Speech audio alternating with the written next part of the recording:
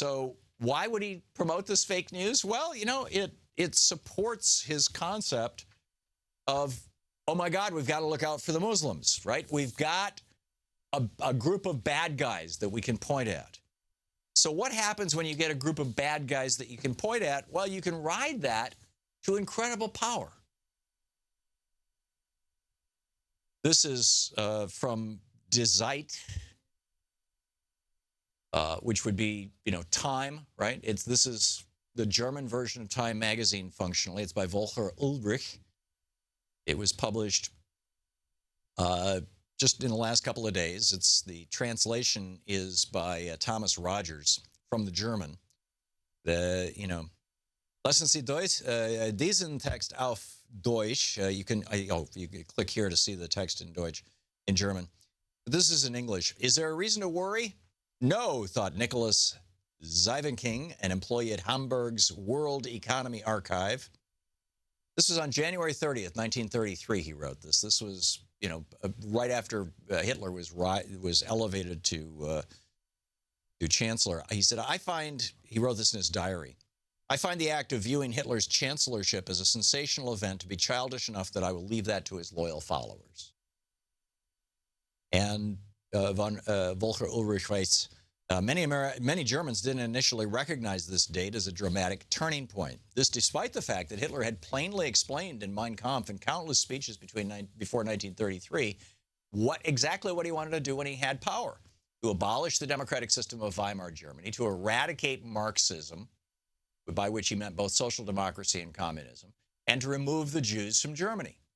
As for foreign policy, it made no secret of the fact that he wanted to revise the Treaty of Versailles and that his long-term goal was conquering Lebensraum, this is, you know, extra space for the German people, living room, in the East.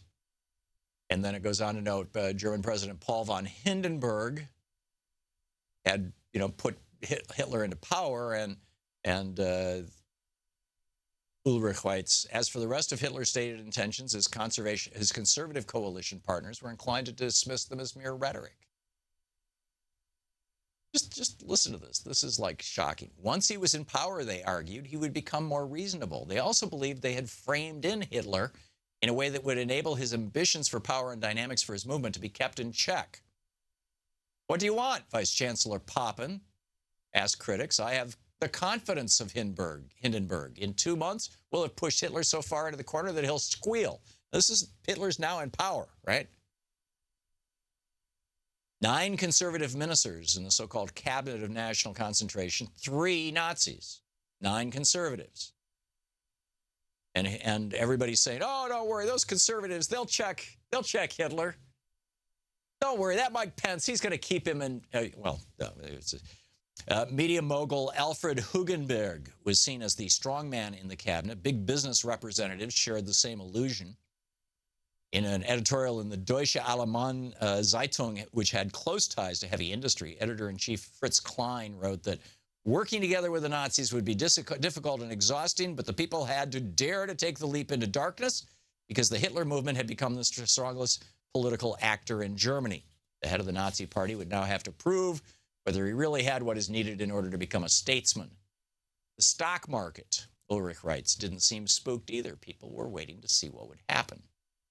Harry Graf Kessler, the diplomat, argued Hitler must have noticed by now that he has fallen prey to a deception. He is bound hand and foot to this government, and he can neither move forward nor backward.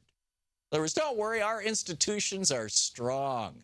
They're going to restrain him.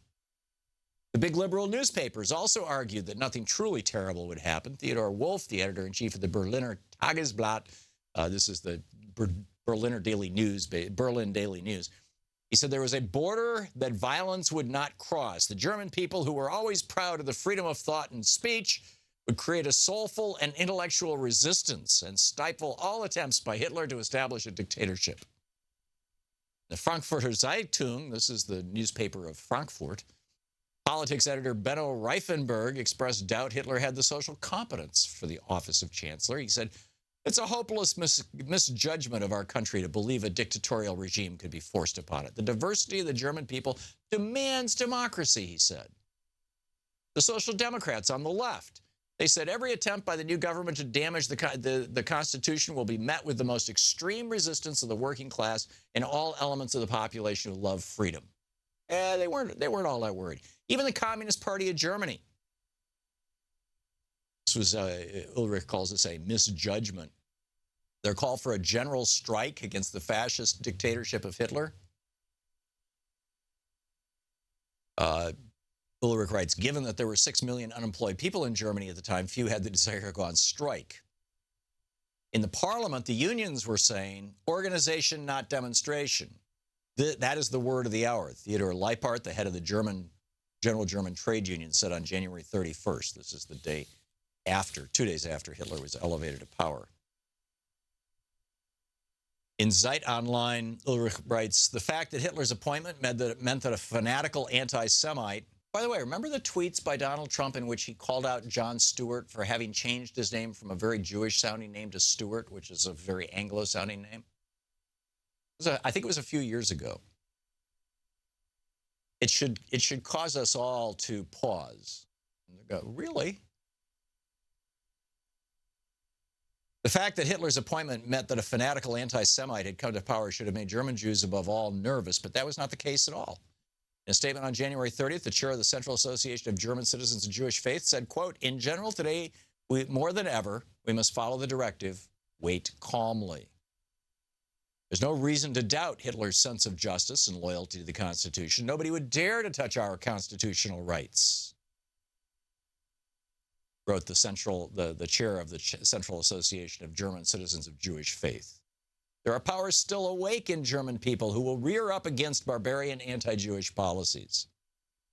The American Consul General in Berlin, George Messerschmitt, he said, this represents a transitional phenomenon on the road to a more stable political situation. The British ambassador, Horace Rumbold, recommended that the Foreign Office should take a wait-and-see attitude toward the new Hitler government. French ambassador Henri-François Poncet suggested his government remain calm and wait for further developments. When he met Hitler, he was relieved. The new chancellor seemed dull and mediocre. The Swiss envoy, Paul Dinneschert, he said heads were shaken. How long can this last? And then the last paragraph of this brilliant article over at zeit.de, zeit.de, which is DE is a German website. And the head of the article, Wait Calmly, by Volker Ulrich, U-L-L-R-I-C-H. Hitler needed only 5 months to establish his power. By the summer of 1933, fundamental rights and the Constitution had been suspended. The states had been forced into conformity. The unions crushed. The political parties banned or dissolved. Press and radio brought into line, and the Jews stripped of their equality under the law.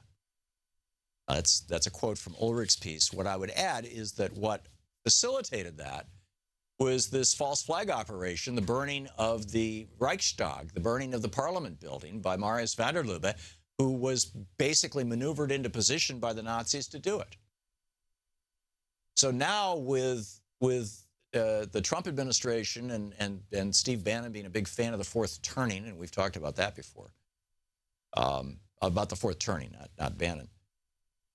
But now, basically, it seems to many people that the trumpets are doing, they're basically poking as hard as they can. Come on, you radical Muslims, come on, we need our 9/11. It was really useful for George W. Bush. He was able to declare a war on Iraq. He was able to get Dick Cheney's company out of bankruptcy, Halliburton. He was able to declare a war in Afghanistan. He was able to become a wartime president, so he got himself reelected to a second term. Wouldn't it be a fine thing to consolidate power if some god-awful thing were to happen in the United States? Frankly, the rest of us don't think it would be a fine thing at all. It would be a very dangerous thing. We'll be back.